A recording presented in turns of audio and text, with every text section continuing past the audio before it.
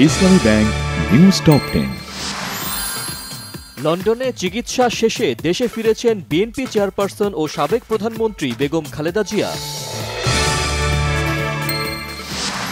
বেগম খালেদা জিয়ার দেশে ফেরা গণতন্ত্র উত্তরণের পথকে সহজ করবে বললেন বিএনপি মহাসচিব মির্জা ফখরুল ইসলাম আলমগীর।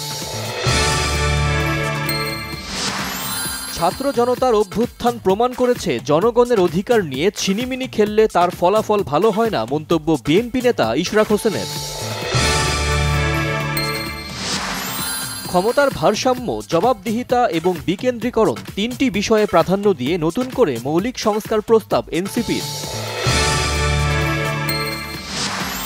আরও 4 মামলায় সনাতনী জাগরণ জোটের মুখপাত্র চিন্ময় কৃষ্ণ দাসকে গ্রেপ্তার দেখানোর আদেশ আদালতের। হঠাৎ বেড়ে যাওয়ার পর আবার কমেছে পেঁয়াজের দাম। কয়েকদিনের ব্যবধানে 5 থেকে 10 টাকা কমে কেজি বিক্রি হচ্ছে 50 টাকা দরে।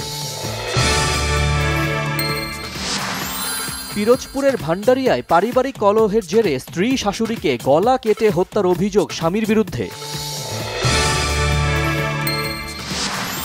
গাজা দখলের চূড়ান্ত অনুমোদন দিয়েছে ইসরায়েলের নিরাপত্তা বিষয়ক মন্ত্রিসভা।